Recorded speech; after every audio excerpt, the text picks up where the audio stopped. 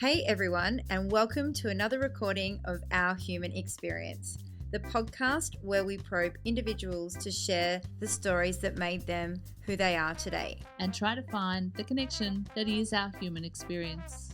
And we are recording today in beautiful Babinda at the Arts Nexus podcast studio. I'm Claire Tierney. And I'm Anna Winter. Where can they follow us, Anna? They can follow us on social media at Our Human Experience on Instagram and Facebook. ourhumanexperience.com.au. We invite you to pod binge Our Human Experience anytime you like.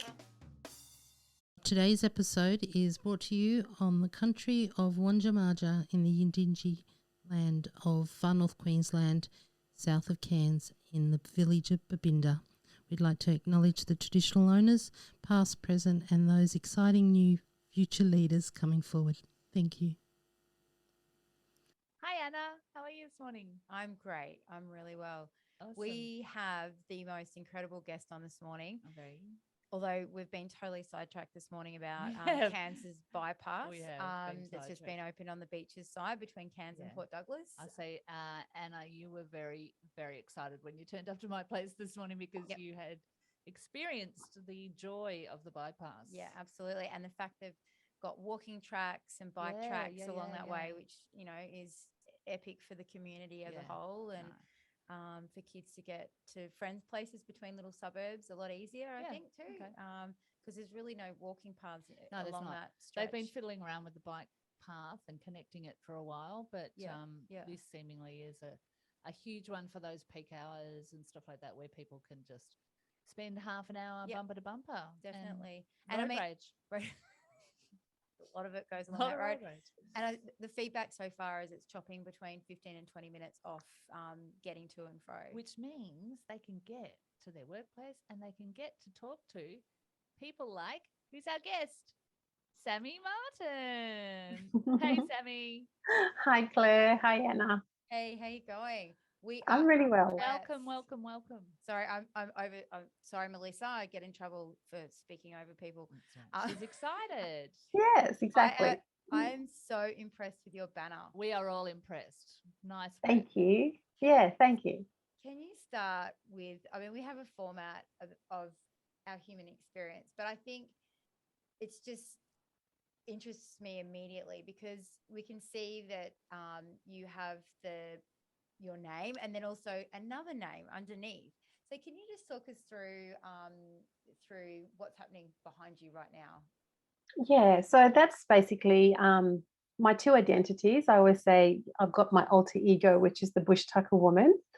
Mm-hmm. So the Bush Tukka Woman is and was created just through my passion for foraging, hunting, eating off the lands, the fact that I have skills to be able to track down a goanna, shoot a turkey, just living off the land and the knowledge that I have for Bush Tukka. So that character, the Bush Tukka Woman, was created through a previous documentary that we had done when we traveled around Australia.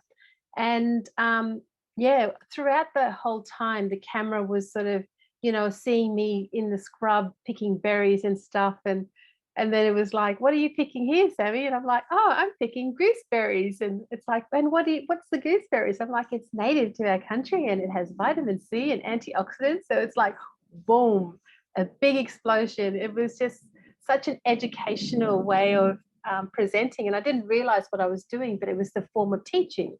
So I think that's where the Bush Tukka Woman formed and was developed. So it's my tag. It's who I am. I love eating off the land. I love teaching about bush foods and bush medicine. So, and out of that came a documentary, which is on YouTube. You can watch. It was on national TV as well, and a book that was developed and published out of that whole character that we created many, many moons ago.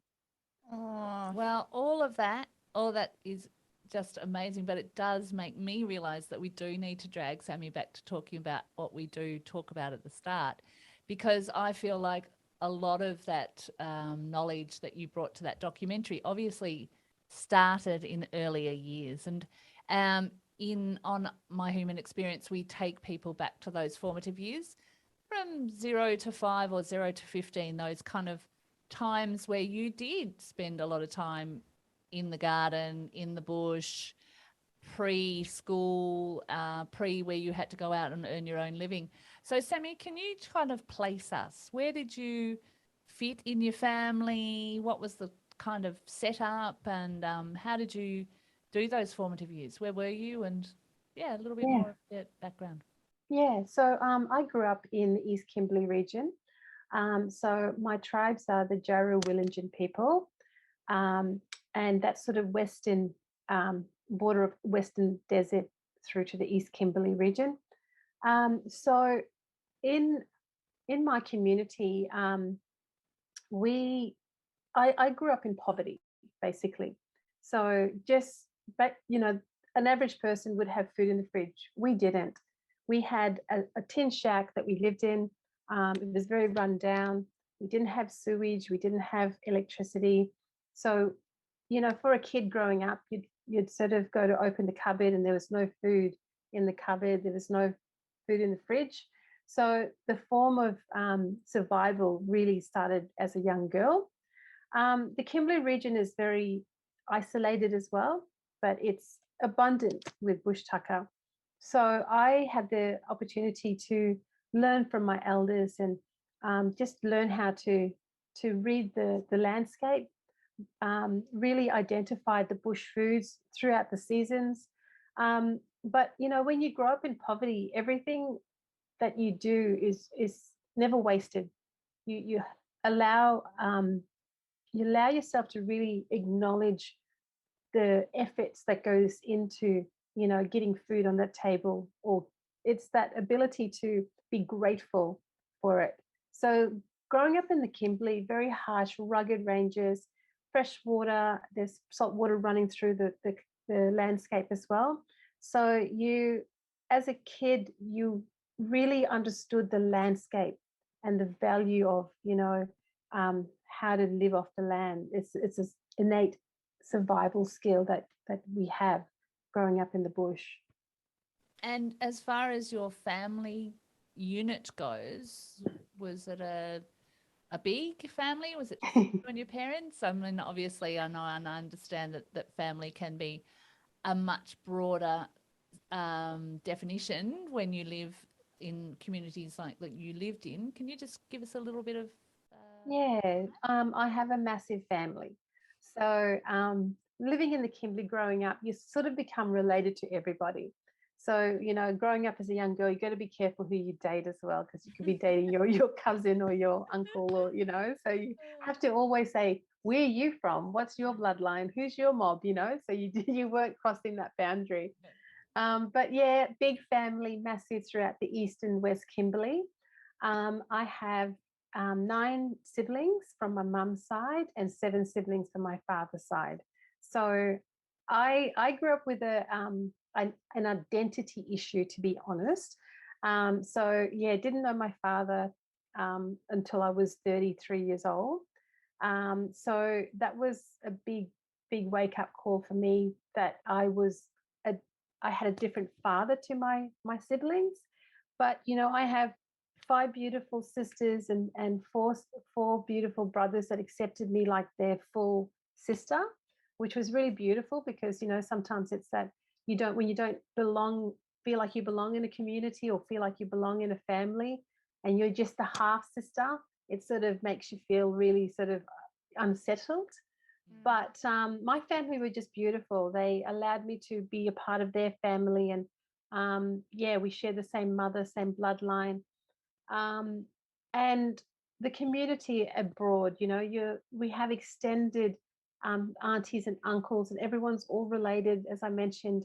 But we have that real beautiful respect for each other. And the town that I grew up in, Wyndham and Doon Dunes, just outside of Kununurra and Wyndham, we always looked out for each other, and we still do to this day. And it's just one of those things where um, you're honored to be a part of the family. So we're proud to be related to each other. We're proud to be looking out for each other, and and the achievements that we do. Everyone celebrates it, which is beautiful. So yeah, it's not like, next door neighbor, you don't know who that is. It was, Granny Edie, and then down the road was the Hesters, and we would always go from house to house. I mean, most of it was going house to house looking for food, and what are you guys cooking? Oh, we can smell something nice. What do you guys got on the stove? Sort of thing. Can you feed us, hungry kids? But we all looked out for each other. That was what made it beautiful for me, was that community value. Something that you've said with talking about growing up and being part of like community and family, but then your close connections to your siblings and your mother, and then meeting, like, I mean, for someone to meet their father at 35, immediately I can relate to that. I didn't meet my father till I was in my teens. Wow. So I've always thought to myself how I felt disconnected in so many ways throughout my life, and it went back to that. But for me, knowing you to the degree that I know you, you're a very confident, strong, driven woman. And when you said that you felt a feeling of kind of, can't quite think of the words. Did you say disconnected? Because Yeah. so I know that feeling personally with, or we can call it disjointed, we can call it many things when you feel like there's something missing, but coupled with the fact that you mentioned identity, and identity can be used in many ways, but to have that feeling of, just wanting to see what your father looked like, but also being, a proud Indigenous woman as well.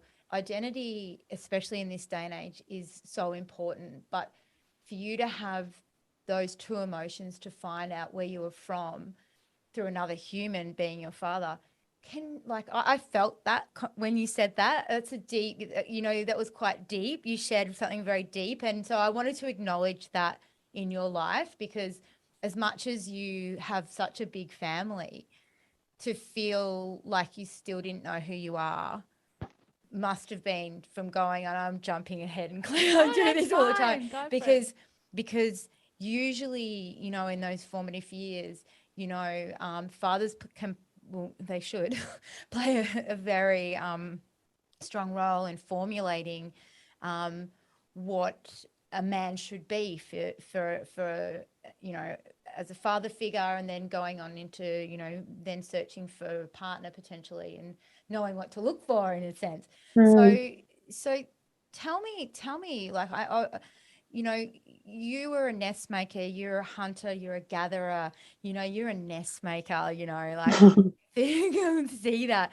But for me, like, talk us through that connection back, because you're connected to the land and you're connected to food. Can you sort of explain that a little bit more? Because identity, I can see for you, is a strong, strong part of you, who you are.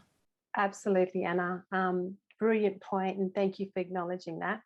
I'm actually wearing a T-shirt that says "It's in my DNA," right? Yeah. Can we have another look at that?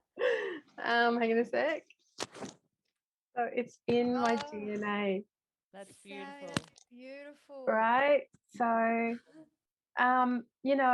it's funny that that's an interesting topic, because I was approached by SBS to do my story. And it's only a 15-minute story that they wanted to highlight just my background, who I am, blah, blah, blah, as an Indigenous filmmaker, director, author, all of that. So when they approached me, I sort of kept putting it off, because I'm like, you know what? I don't feel comfortable with it, because I don't know who I am. I don't know where I belong. I didn't have a sense of belonging at that part in my life. My birth certificate read that my mother was Nancy Dorothy Martin, but my father was unknown. And I just realized that it was like the penny dropped when I was quite a young kid, and I had to take my ID to school and stuff. And I was like, wow, there it is, black and white. Like, my father doesn't even exist. So when I started making the documentary, it was like almost going from, the 0 to 15, my life history, my family, my country. But then it was like, but wait a minute, my mother, but who's my father? There was like this missing gap that was there. And I always felt really embarrassed and really sad on Father's Day when everyone was celebrating Father's Day. And I couldn't because, I didn't know my father. I had dads who were beautiful, but they weren't my father. They weren't my DNA. So I always had that sense of disconnect within myself and that shame that it was like, everyone else has fathers. They all know who their father is, but in a town that, everyone knows who's who and you don't know who you are, you just I felt like I was a drifter. I was like a visitor in the town, even though I belonged there too. So within our culture, within the Aboriginal culture, there is this sense of identity that we have to know. We have to know. It's like no doubts about it. We have to understand our sense of belonging on the land, with our tribe, where we connect within the dream time, even our stories right back from, our forefathers to our ancestors, right back into the dream time. So that's kind of what us as Indigenous people, we have to have that knowledge of where do we belong? Who are we? So when I was telling my story for SBS, it was like I can just skip over that part. Like it doesn't matter. And then when I got this random phone call, I was living in Port Douglas and I got this random phone call, and it was this lady who introduced herself as Malati, and she said, "I'm your other sister. You don't know me, but we share the same father." And our father currently is in hospital, and he's doesn't have long to live. But I'm opening an invitation up for you to come and meet him for the first time if you want. Wow. Awesome. So I was like shaking like a leaf. I was trying to listen and concentrate to what she was saying. And it was just all I heard was, "We share the same father." And I open an invitation for you to meet your father. And that's all I heard. And then I gave the phone to Michael, and I was pacing and my ex, and I was like, "What do I do?" And he said, "Just listen to her." So I got on the phone and she said, "We apologize to you for not giving you this opportunity prior to meet him and to get to know him. But this is your only opportunity, probably will be." And I was like, "I'm going to be on the next flight out. I will see you tomorrow morning." So I booked my airfares. We were on the midnight flight. We'd gotten into Perth, and then the next morning getting ready to go and meet him. And we filmed the whole thing on our iPhones. We had the whole camera set up like a big production because I dreamt of this moment. I watched, Where Do You Come From for so many years. And I thought maybe I should do that with my father and see if that could work. But it was just like Indigenous protocols. You just don't go there, right? So yeah, this little camera took me down the hallway of the hospital in Frio, and I was just like shaking. I wanted to be sick. I was like, what do I say to him? I've got so much to say. All these years of built up questions. I was angry. Why did you leave me as a child? Why did you abandon me? Am I not good enough? Blah, blah, blah. All these stories in your head, right, that we make up. So at this moment, I'm like about to walk through the door. Oh my God, I'm going to get emotional. Breathe, Samantha. I'm feeling you. Yeah, and I'm like, I don't think I'm ready for this, actually. So, it was like you just can't, you either walk through the door or you turn around and you leave it forever, right? And part of me, my ego was really playing on that. He doesn't deserve to know you, what is good going to come out of this, blah, blah, blah. And I just remember just trying to breathe and bring my oxygen back and come back into my heart saying, okay, this is the time that really where you get to know who you are. You take ownership of this.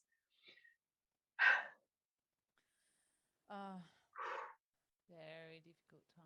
So I walked through that door. This is probably the first time I've spoken about this lady since it's happened. And I saw him on that bed. And it was like everything just didn't matter anymore.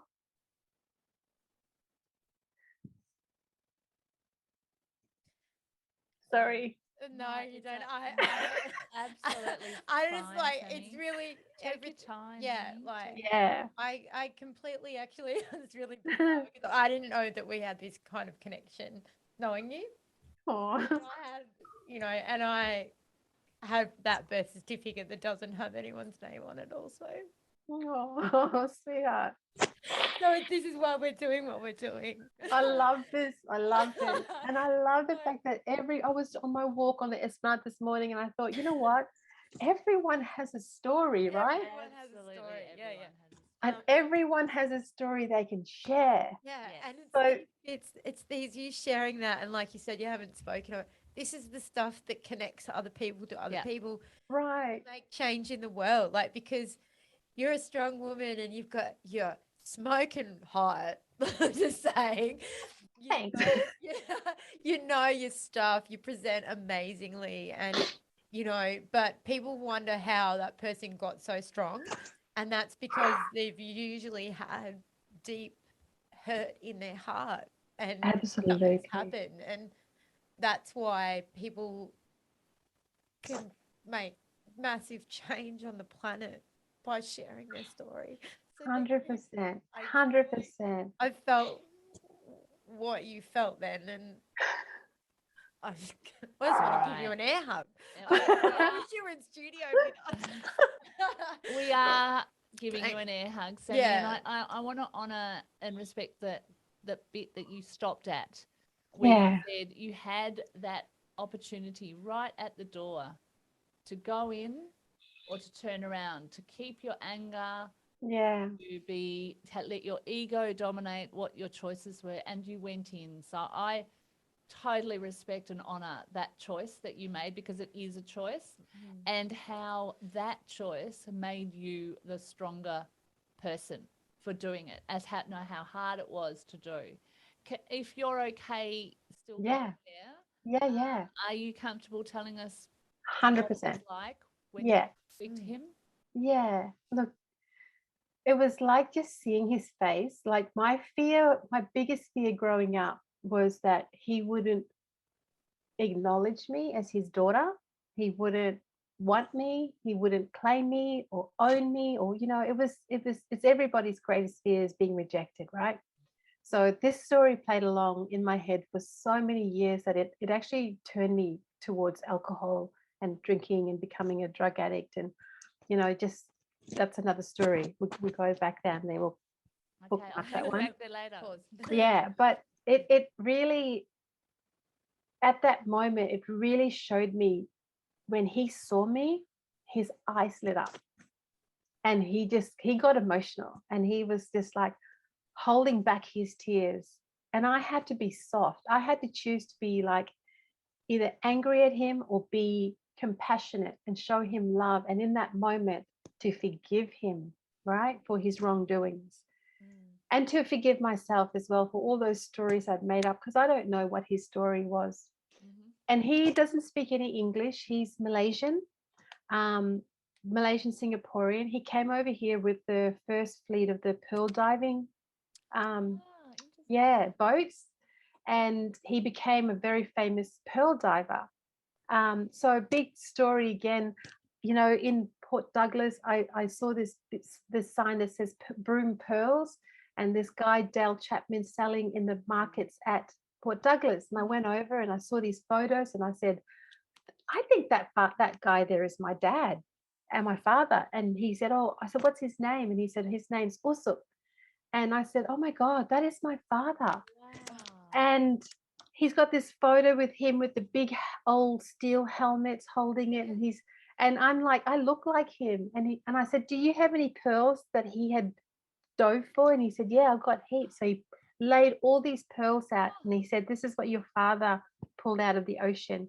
And I've always had an affinity for pearls and, pearls. And I just saw these things and I just said, okay, I want to just feel it. And I raised my hand over it and just felt every single one of them. And I went to this one that was a beautiful big teardrop and I said, I've got to have this. So I bought it. And when I went to see him, I wore it as a pendant on my neck. And he looked at me and he lit up. and he saw that pendant and he said, "That's my pearl." He was pointing at my pendant saying, "That is my pearl." So I looked at it and I said, "Yes, it is your pearl." And, just that connection straight away, like the fact that he even knows his own pearl that he dove for, like, wow, right? Yeah. So that moment, it was about that forgiveness, being soft, grabbing his hands, just looking at his face, because the DNA. This is the other part of me. So I'm like, everybody growing up saying to my mum, "What does my dad look like?" And she's like, "Look at yourself in the mirror." I'm like, "No, but all I see is you." And she's like, "No, go look yourself in the mirror. You'll see your father." And I'm like, "Okay, whatever." But when I saw him, I was like, now I get it. I know what she's saying because I look like him. We've got the same beauty spot, and the same side. And it's just like, oh my God, you are my father. So And very I thought at that moment I would be disappointed as well. But because I was like, "Oh, you're nothing what I thought you would look like. You're nothing what I thought you would be like." But, we just sat there and held hands and cried and cried some more. And, it was like he said, the first thing he said was, "Do you like cooking?" And I said, "I love cooking." And he said, "Oh, I give you good recipes." So he started to tell me recipes, but he was saying it in language, in his Malaysian language. And his other daughter was translating what he was saying to me. So I was writing it all down, and he'd given me this chili sambal recipe that everyone wants, but he would never give to anybody. lovely. And in that moment, Maladi said, "I'm feeling a little bit jealous now because we've been trying to get this recipe out of him forever." Yeah, so I looked up and I thought to myself, like, he's giving me this recipe. I look over to my sister and she's just like so jealous at this moment. And I'm thinking, I have to just really embrace myself right now because I'm feeling quite honored and I'm actually feeling quite special. He's making me feel special, like I'm part of the family, to give away his jewel recipe. So in that moment, I just realized, like, I had nothing to worry about, all these years of fear and self-harming because I was so disconnected and, just so empty inside. And and just, yeah, all these stories that we make up, right? When you don't know, it's just human nature to do so. But in that moment, all those stories just disappeared. I didn't care that he abandoned me. I didn't care, it was just like, that was for me that moment where I just felt so complete, I Whole. guess. Yeah. So whole. Exactly. It's incredible, like listening to that, in a sense of it went back to food again, and that's a big part Yes. of your soul. Yes. So it's like, for me, when you say that, I'm like, without even knowing you, he soul connected your spirits together with something Food. that was just naturally part of who you are. Yes, 100%. So did it sort of did that from then on, did you immediately, like, you obviously that filled something in there, that was that disconnection you felt to the planet and to who you were as a person. Did you at that time go, food is where I need to be? Can you talk us through, so like, that moment, in where did the pathway take you from that moment on? Well, when we got talking, and it was all about food. After that, it was conversations about what chilies you like, what curries do you like. And it was so amazing because when I was growing up, I always used to try and cook. And my mum would say, and she would always try and cook. No matter how many times, I tried, I was always trying to put a bit of this and a bit of that in. And when we'd go shopping, we never had much money. We were just basically buying all the basic stuff. And I'd go, "Can we get this, please, Mum?" And she's like, "What is that?" I'm like, "I don't know. It's like some sort of spice or." And she's like, "No, no, don't think so." But I'd stand there in the aisles and look at all the like Asian products, and I'd be like, "Whoa, look at that, Mom, what about this soy sauce?" And she's like, "No, no, no." So I knew from then that I had a different palate, and that palate was my Asian palate. Yeah. And it was wanting to come through at such an early age for me. So it was like, eating, if I was being served rice and beef, fried beef, I'd be like, anybody got any chili, or anybody got any something or to chuck on this thing, And they'd be like, just eat it, it's okay. And I'm like, no, I need something. My body needs this spicy flavors. It needs flavors, right? So that's when I realized I had an innate knowledge for food, to just love it and embrace it. So growing up, then I was experimenting with foods and all different types of foods from around the world. But I just kept going back to the Asian stuff. So the marinades and the chilies, the sambals and stuff like that. So infusing it. And then I would infuse the Bush Tukka into it, or I'd infuse the Asian into the Bush Tukka. So it was like becoming this beautiful little blend of, just creating like a Singaporean chili mud crab. And that's the thing.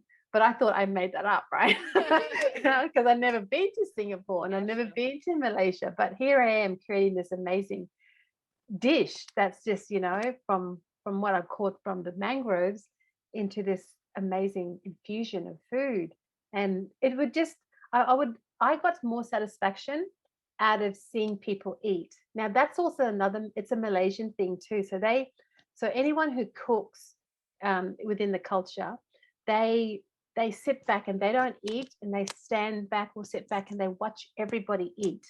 And once they're all done, they just look for their reaction, and it's a satisfaction of feeding people. And it's that nurturer that, comes from that culture as well. But it's also part of my culture. It's like we want to share, we want to, embrace it.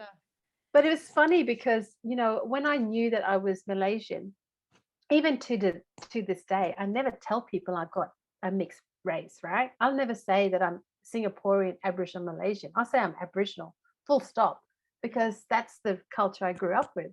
That's in my DNA. But then over time, and after I met my father, I realized, you know what, I have to also embrace this other side of me too. I have to really acknowledge that sense of the connection to that culture. And the only way I could think of was through food. So that was that real deep connection of going into that Malaysian culture and learning the Singaporean dishes. And and I went to Singapore, and I worked on a cruise ship doing Aboriginal lectures, and we got off in Singapore, and it was just the moment I put foot on that land, I was like, oh, I've been here before. Really? I have been here before. You physically felt that, Sammy? I so physically felt that. It was so overwhelming. I actually was in tears.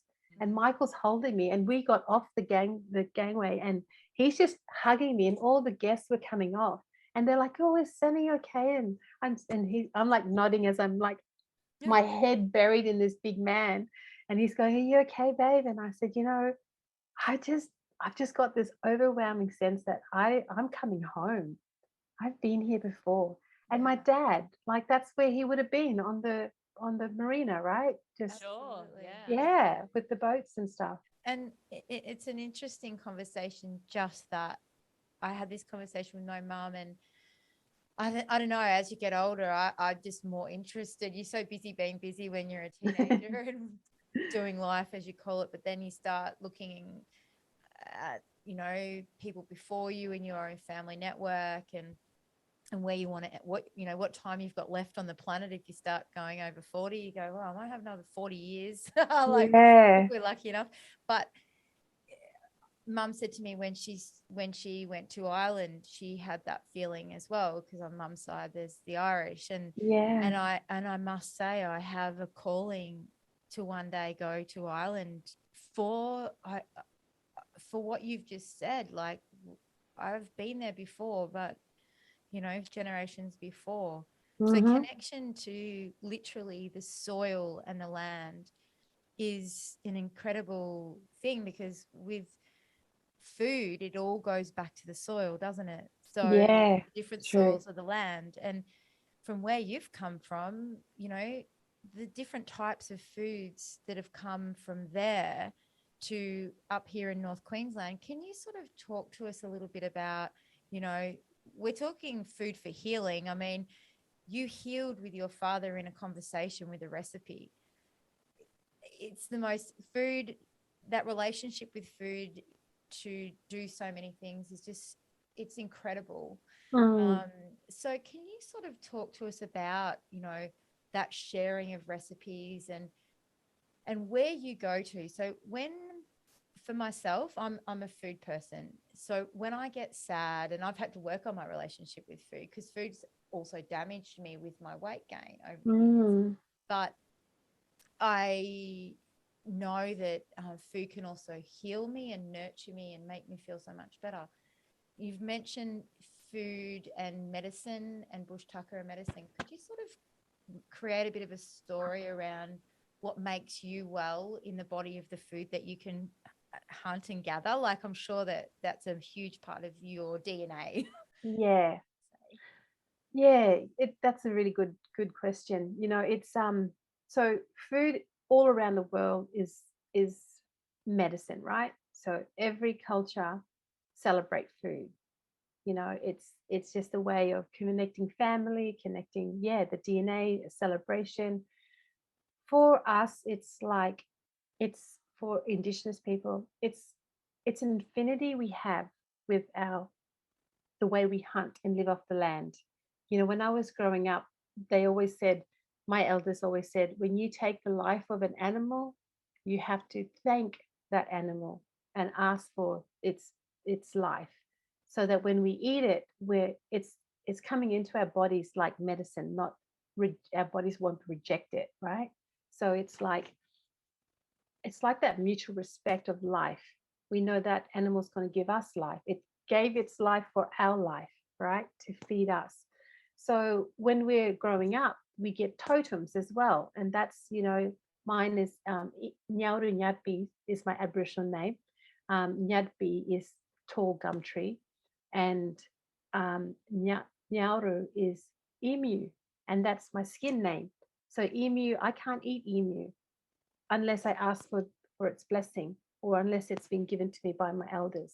So I have a real thing about emus. And then we have our dreaming, which is barramundi. So that's our dreaming totem. So that's like, I can't really eat barramundi either, because that's our totem. And our culture is very strong about that. We have everything in place, is set up to respect the animals, respect the land. So food for us is, it is medicine.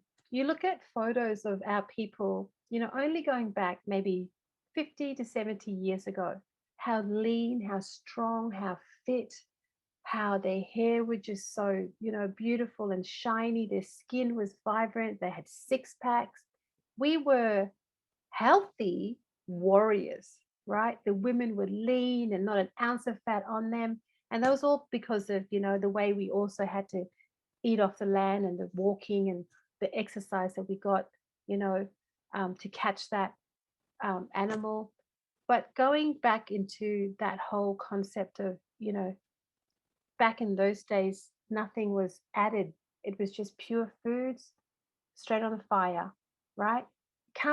You fast forward now like 50, 60, 70 years. Now you look at our warriors. They're obese, they're big, they're dying of diabetes, they're suffering of diabetes. We have so much chronic sickness within my culture that it makes me sick looking at it and seeing it. So that for me was that pinnacle of change, when I said, I have to lead by example.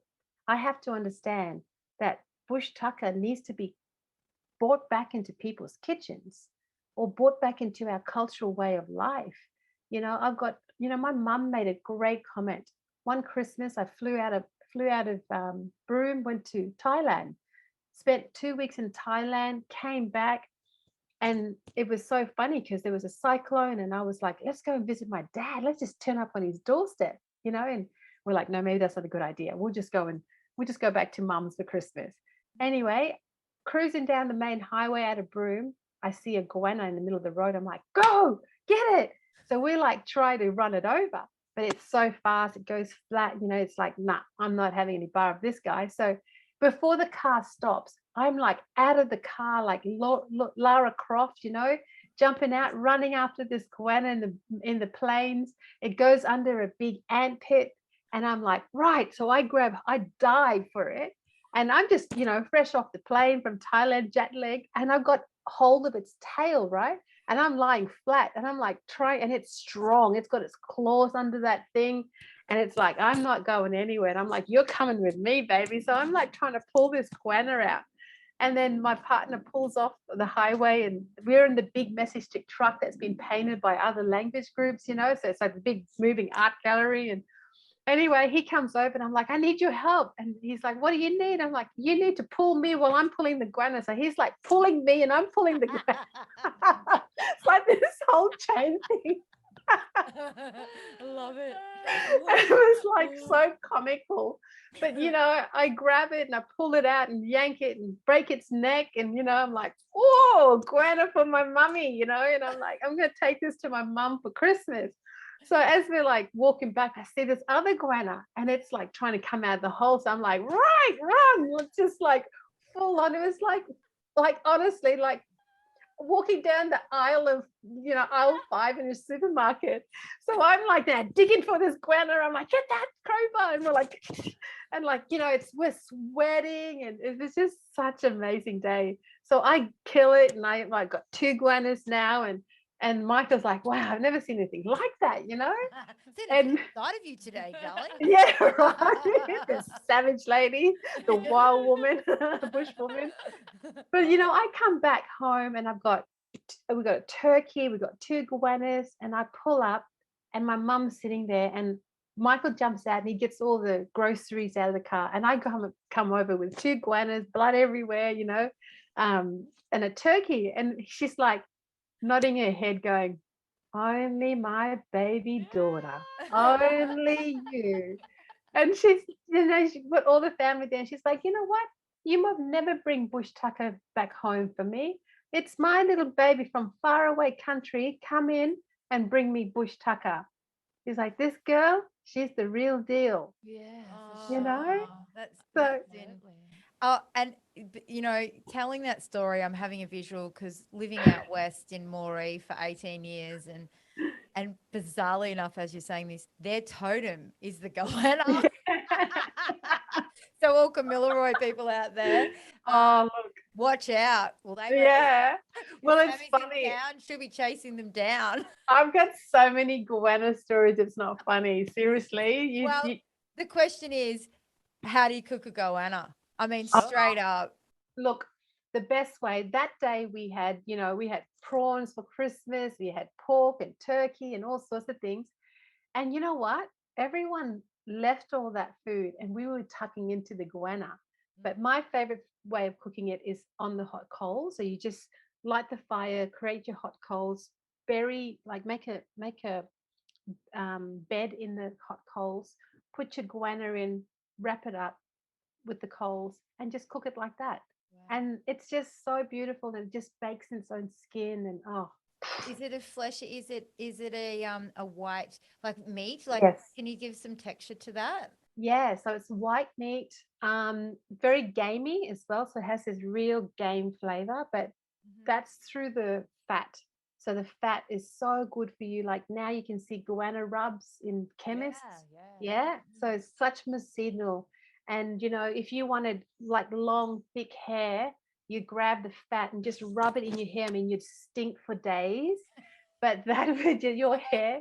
But you know what? Seriously, I must have been rubbing it a few times when I was a kid because that's awesome. But you rub it on your, but that was the prize, was the white flesh with that beautiful yellow, yummy, tasty fat. It's so good, and it's just so good for you as well. It's, it's my favorite. Have you had a chance to put a Malaysian slant on that? I tried to, but you know what? There's some things you just don't tamper with. No. Like I see people gourmet up a lot of things, and I'm like, sometimes just cooking it on the hot coals and just leaving it as it is the best way. Yeah. And you just ruin it otherwise, So yeah. I mean, the thing is that one thing that we have unity as humans together is we all have a gut, and we Yeah. all have to eat food to survive. And so for me, listening to your stories and your ancestors' stories on food and gathering, it's, I believe, one of the core things that can bring us all together as Yeah. one world, and especially as one country in Australia. So within saying that, I have to start talking about your book, because for me that's your message stick in a sense to the world. um, I have to say I'm so immensely proud of you today, for Oh, sharing why you can do, because people, you've had, how long ago was your book published, can I ask? 2014. Okay. I would like to couple together the book that you produced in 2014 with the story that you told us that was very deeply personal, so you could produce a book like that. Mm. This is the message of the woman you are, and why you can do what you do to connect. It's all about the connection, and food is embodied in your soul. I don't know if you meant to put those words together, but it totally sounds Oh, right. it sounds so good. So, can you give us a little bit of, obviously we want everyone to buy a book, but can you sort of talk to us about, because it's obviously an education piece for people to understand country. Mm. Can you sort of give us some story and a bit of the structure of, I for the first to say I don't have your book. I'm definitely buying it today. I'm wanting to buy it today. Like this, that's just, we need to have you in the studio cooking. So, or out in the middle of somewhere. Yeah. And we've got to have Goanna. I really will chase Goanna with you. Yay. Go girl. So can you sort of talk us through the story of your Bush Tucker book? Yeah, look, that just even that story about the book, how it was born and created is a story in itself, you know. And I'll go back, go back to where it starts, so people can get that journey as well. I'm a storyteller, so I love people to know where I've come from to where I am now.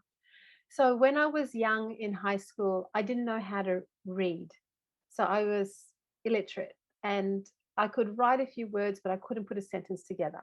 So that was all the way through to high school. And part of me though loved to like look at photos and books and stuff. And I thought one day I want to write a book, and then I thought, no, you can't even read. So what's the point of it, right? And then when I got older and I was then starting to write poems and I was starting to write stories and my journaling and stuff like that, I thought, I think I'm quite a good writer. I've come a long way. I'm a good writer.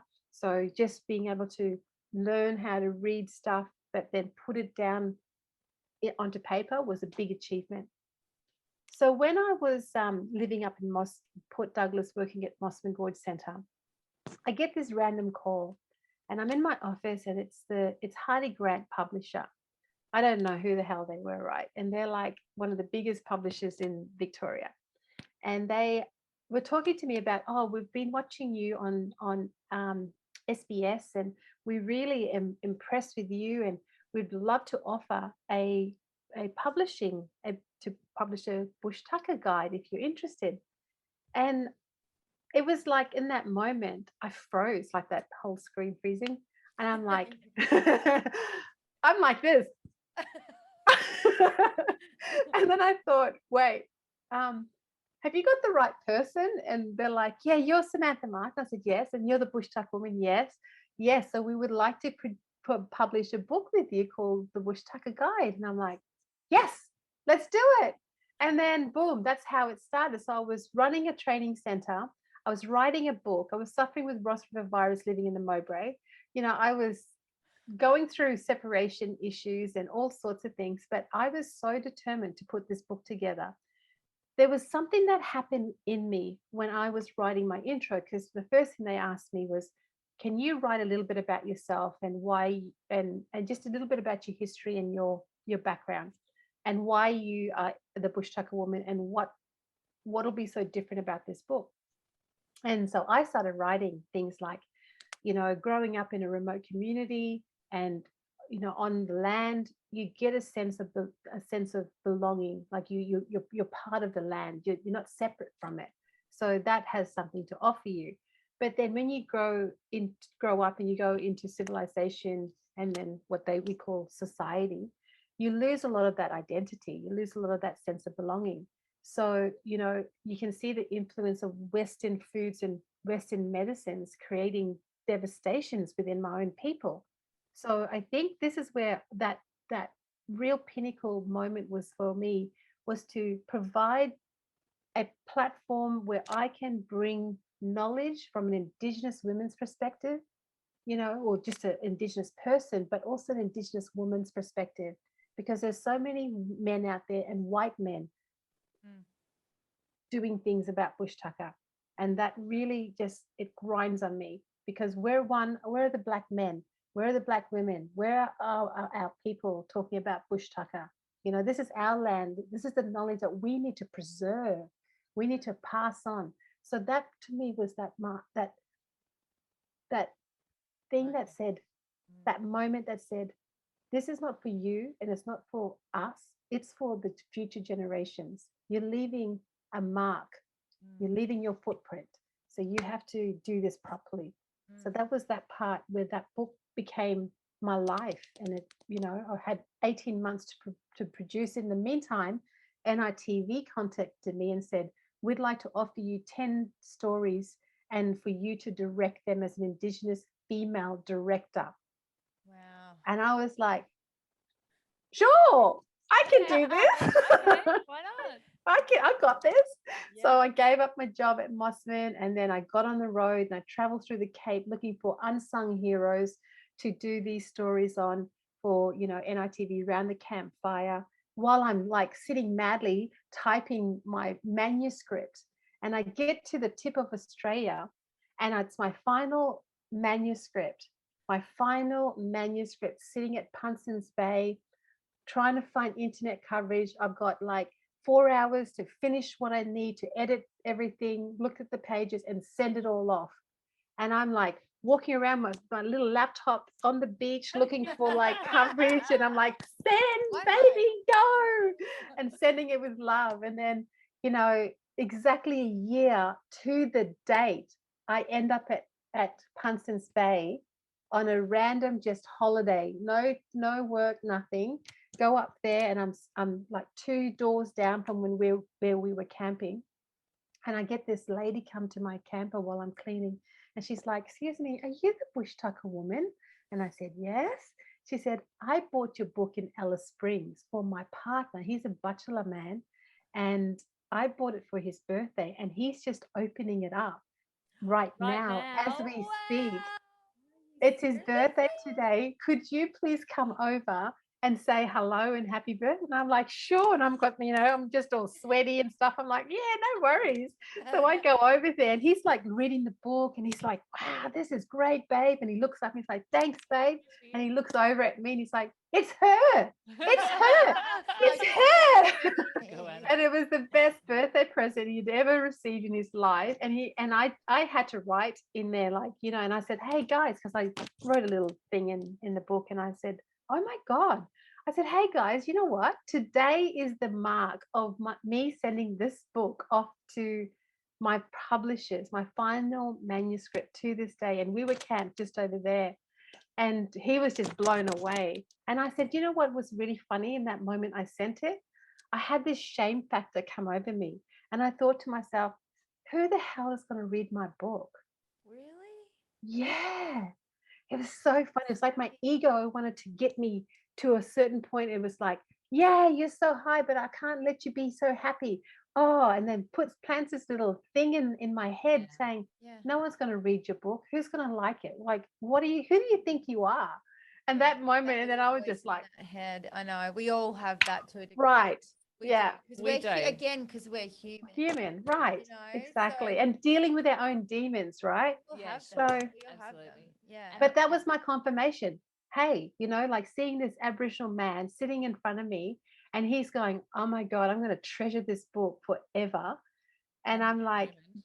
that is that moment, right? When I just Your go, goal. I wrote this book for people like you. Like you. Yeah. Sammy, it's been an absolute joy hearing the journey of the Bush Tucker Woman. There is a journey of Sammy as well, which we touched on, but I do go back always to the fact that you've made brilliant choices in the moments that you've made them, and every one of them has led to these other opportunities coming away, because if you hadn't taken the documentary, you may not have found the publisher, may not have found you, and then that Yeah.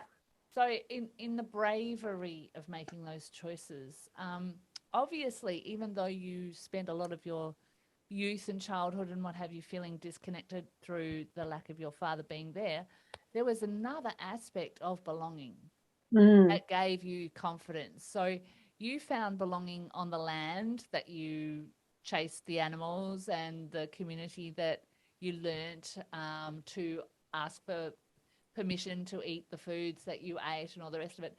And then you found connection in when you stepped on the land in Malaysia. Yeah. The connection to land is a very strong part of your journey, and not just in as an Aboriginal woman, but as a person. Yeah. You know, so I think Yeah. all of us are struggling in these modern times to stay connected to the land Yeah. and to stay connected to the benefits that food give us. The book that you've written, it's a lot about Bush Tucker. Do you feel that in that journey of writing that book that, well, for one, did you learn more? But also, too, is it a guide to health, or is it are there stories about how to cook the food, how to goanna? You know, can you tell me about like a bit more about the content of the book? Yeah, so the book is just basically, it gives, in the beginning, it gives you ideas about the landscape and the diversity of the landscape and the diversity of culture in general. So, you know, the difference between a coastal person to the desert person to someone growing up in, you know, central Queensland to central WA. So it just gives you an idea that there's a whole vast variety of different peoples, Indigenous peoples, right? So when I identify myself, I say I'm from East Kimberley, and I'll say I'm a freshwater girl, right? So that means that, you know, oh yeah, you live on freshwater country, sweet country. So, or you're a saltwater man, you know, you live off the coast and you live off that hard, um, you know, lifestyle of living off the ocean and, you know, diving for your food and that sort of stuff. So that is the makeup of all of us. So you can tell the difference, but we'll all identify with, you know, the landscape. But when we talk about land and connection to land, the first thing that comes to me, and I think I'm going off track because I can't remember what your question was, but when I describe the connection to country or connection to land, what I say is and what is believed in, and it has been scientifically proven, that there's a vibration that runs right under the ground that we can't see, but we feel it. So our body is made up with water, and if you're intuitive or you're in tune with yourself and you're in tune with your landscape, that's where that moment when you feel like, oh my goodness, like there's a footprint here, like I've been here before, like I've never been to Singapore, or I've never been to certain places, but why do I feel like I belong here? Why do I feel like I've been here before? Even walking down the streets of Singapore and eating from the little markets, I'm like, yeah, I have eaten here before. The smell is even familiar. But there's that sense, there's that vibration that runs underneath the ground, right? There's that song line that runs under the ground that belongs to the land. It's the veins of Mother Earth that we all have to tune in with. And I guess why white people don't connect with country is because their DNA doesn't belong here. Their DNA comes from somewhere else. So you got to find that root where your DNA comes from, and you'll find, like, you know, you go back to Ireland, you'll have that sense of, wow, this is overwhelmingly connecting to something inside me. and you don't know what that is, but that's that sense of your ancestral background, right? So it is. So my next book that I'm writing is a book based on a sense of belonging, and that's what a lot of people are, and why we feel so disconnected is because we don't know who we are or our roots, right? But the land will tell you, the country will speak to you. Doesn't matter where you are.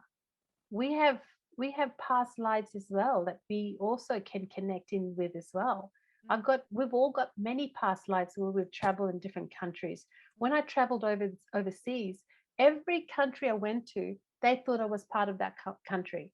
Yeah. I even went to Berlin, got off the plane, and someone came talking to me in French, thought I was French, and I'm like, I don't know how I can. I'm not even going to try and figure this one out. Sorry, mate, I'm Aussie. So, and then you say you're Aboriginal, and they're like, you're Aboriginal? And they want to know more, So we are the oldest living culture on this planet. And there's something to be said about that, right? There's something to be said. But, before we had cars, how did our people walk across the country? How did we get around? How did we trade, from country to country? And there's also a sense of a connection between, like, there's words here in Yalanji country and Jabbergai country that they say that is exactly the same as our words, maybe a different meaning.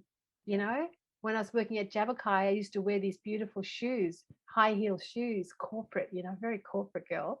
And everyone used to say, oh, I love your bunjuru. And I'm like, wait, don't be rude. Don't be talking like that, because bunjuru in my language is girl private part. So I'm like, yeah, no, too much. No, we don't go there. No. Yeah, right. So I had to learn fast. Going on there. Right. But it's the same pronunciation, but just means different, right? So it's always that overlapping thing that connects us always. Yeah. Well, sorry, Claire. No, that's what I was going to say. Just to finish off on that point, and I have travelled around the world a lot, and I would say it happens everywhere you go. And I travelled through South America a lot, and I was speaking Spanish, and every time you move from one country to the next, there was a word that either the word in this country meant something else, or you went to buy something at the supermarket and suddenly it wasn't that word. You had to find another word. So language is an incredibly powerful thing in those regards, and it can make you feel empowered, but it can also make you feel a little lost at times because who's ever going to put the private parts on their feet? I know, right? So sorry, Anna. What you... I was just going to say, you said some really interesting, as you do, because you're so fascinating, it's so interesting. But you were saying about the connection to what's going underneath and water and soil and so forth. And for my life, I grew up on the coast, but lived more than half of my life in country New South Wales in Moree, which has a strong Aboriginal community, the Kamilaroi people. And over time, I learnt and sat with elders and children and listened to lots and lots of stories. And people used to be so amazed with the girl that was rowing surf boats and living on the coast. How did she end up in Moree? Like, because it was so remote, and the water kept me in Moree. So the Artesian Basin kept me there. Yeah. So it's only that used to be the thing, because I had this physical yearning. It was a body experience to be near water. So the connection with food and land and you as a human being, all cultures, all people, our veins run the same way. We are all human beings, and it's fascinating to hear through your learnings of life and listening to your elders about bringing them all together. And again, it all goes back to food in so many ways, and your sense of belonging. And to be able to share that in written word with your incredible book, which we're going to obviously pop up on our website, and I'm purchasing today. And I'm actually wanting a box of it in my car so I can sell it to others. See, training once again. I love it. Yeah. The thing that I want to know more about, and I'm sure Claire will agree, and our listeners, is we need to hear more about your food and your stories through, you know, the earth that we walk upon and the connection together. We're going to talk after we go off air, but I want to know when the next book's coming out. There's no pressure, like, you know, because you know, having someone with such experience in North Queensland, I mean, we're based up here. Tell me, you've moved away from country to a degree. Now you're settled here in Cairns. And tell me a little bit about you right now and the direction you're going in. I wanted to create beautiful retreats, cultural retreats. And I had this dream to bring people onto country again, sharing knowledge, bringing beautiful practitioners together and sharing their healing modalities. And that was a dream for the last 20 years. Okay, so in this journey, out of this journey, I became the Bush Tukka Woman, but I am still Samantha Martin. Yeah. But out of all of that, I developed Tribal Voice Connections. Yeah. And Tribal Voice Connections basically is the umbrella of everything, or Samantha sits under the umbrella of everything. Yep. So Tribal Voice Connection is giving me the platform to then be an author, to be a presenter, to be a mentor, to be a trainer, life skill trainer, to be a cook in events, you know, to be whatever the hell she wants to be. Yeah. So I've created this platform, and this is all about rebranding myself, lady. Oh, well done. I've had to really create an image and step into that and own it. Yeah. You know, and then I was thinking, well, what am I? Who am I? Am I the Bush Tukka Woman, or am I Samantha Martin, or am I Tribal Voice? You know, so it's like, well, I can be all three and represent all of that, right? Yeah. To be able to use what it is. So now I'm coming back to creating these healing camps, these beautiful wellness camps on country. So working with another beautiful Indigenous woman to do this. So writing my books, but doing these sort of podcasts and talking to people around the world. So, you know, doing cooking demonstrations as well for TAFE Queensland and TAFE New South Wales, and also for Facebook corporates. So, you know, it's about sharing knowledge with the new technology. But, you know, when it comes down to it, you know, we are now being restricted into what we can do and can't do. Yeah. But that doesn't say that we still can do, right? Mm-hmm. That's up to us. So going away from working in corporate to now going, well, I've got to work on grassroots level. What does that look like? How do I make income? How do I continue to support myself and my community? Mm-hmm. And then it's about giving back to community. So living in this beautiful environment, you know, we're talking about, you know, connection to country and stuff like that. Wherever I go, I don't go to a place unless I'm invited to go. So, or when I do go to a place, I go and seek out an elder and ask for permission to be here. So the first thing I did when I was here was went in and found out who's the elders that I need to get permission to be on country. And then that way you're setting your platform, you're being acknowledged, the ancestors acknowledge you. You're not going to be harmed because they know who you are, and you're giving that sense of protocol to country, and the protocol will be returned. So since I've been here, I've been very successful in developing my little empire and creating my little sisters and my group and my community around me. And in that, you know, has come great opportunities to be in festivals and delivering, you know, Bush Tukka guide, and just being present and being alive in our community is my greatest gift right now. You're sharing your stories. Sharing my stories, I think exactly. Our producer just popped up while you were talking and wrote a little suggestion on the board here, and it says kitchen studio here. So where our studio is, I think she's talking about moving the studio into the kitchen sometime soon and having Samantha Martin come and cook some Bush Tucker. Yeah, well, wait, do you want Samantha Martin or you want the Bush Tukka Woman to come? Whoever comes, we will Okay. her. Beautiful. Sammy Bear, apparently. Sammy Bear, yes. Yeah. And another idea, just going on that too, is that I've always had when I was living in Mowbray, because we'd have friends around all the time for dinners, right? And it was always something different that they would eating at my dinner table. And someone said, why don't you create like dinners with the Bush Tukka Woman? And Claire, I think there was one part where me and Belinda were talking about this. Did. Yeah. You did, absolutely. And while you're saying all of that, all of this information, and every time you speak about the Mowbray and Mosman, and and I lived there. I lived there while you were there, and we never crossed paths. I know. And I worked out with the Mosman crew at the centre to do certain events and what have you, and we never sat at the same table at that time.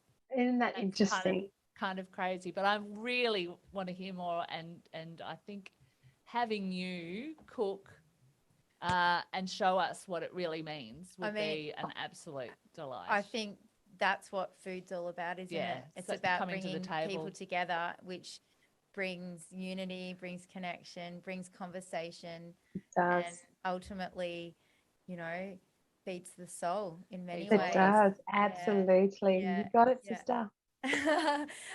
So it's been an absolute pleasure. Oh my God, we could talk all day. I know.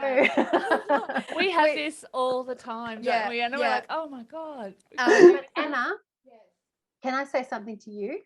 Yes. So when our mutual friend, right? Yes. So when when you came up here, she told me that she sent me a message saying, I can't say too much, but you've got to meet this beautiful woman, Anna. And she's like, I'm surprised you two haven't connected on the Esplanade already. And she gave me a little bit of background of who you were and stuff. And I was like, oh, Anna from The Biggest Loser. Oh my God. Right. And I was like, oh my God, that was the changing point for me, because you inspired me at the time I needed to be inspired to lose weight or lose my foot. Wow. Really? And I was so suicidal at that moment. And seriously, I was watching your show. I was coming back just to watch you. Like, I'm getting emotional because I haven't had this time to talk to you. And Belinda keeps saying, have you and Anna actually had a talk yet? I'm like, nah, she doesn't know yet. No. One day we will get this moment, right? But you inspired me so much that I lost 22 kilos and I made myself better. And that was all because of you, woman. So, your journey with that, you don't know who you touch out there, right? We don't know who we touch. No. Thank you so much for coming on today, Sammy Bear. Thank you. It's absolutely delightful to have you. Yeah, and your pleasure. We definitely look forward to sitting with food on our lap, or by a fire, or potentially in the studio kitchen here at in Babinda at Arts Nexus Studio. Okay. I say that incorrectly every time? No, you said it perfectly. No, okay. It was wonderful.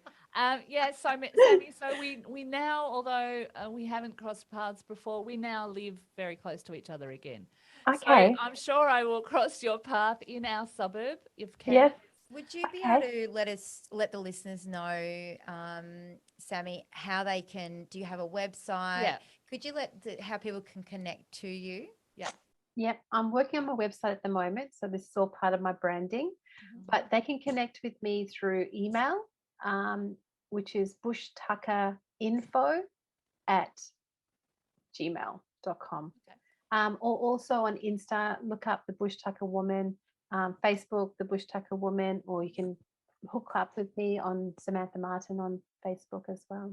Fantastic. Well, we'll put those links up on our website with your podcast. And again, thank you so much for sharing some very in-depth connection to you. And Yeah, and you've opened up a little piece of my heart today. Yeah.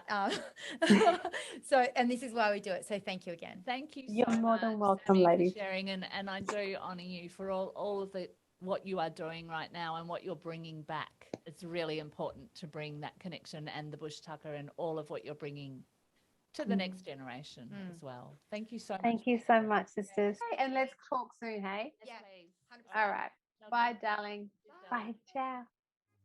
Thank you for listening to Our Human Experience. You can follow us on social media on Instagram and Facebook. ourhumanexperience.com.au. Listen to Our Human Experience, where you can pod binge anytime you like. See you next time. Bye.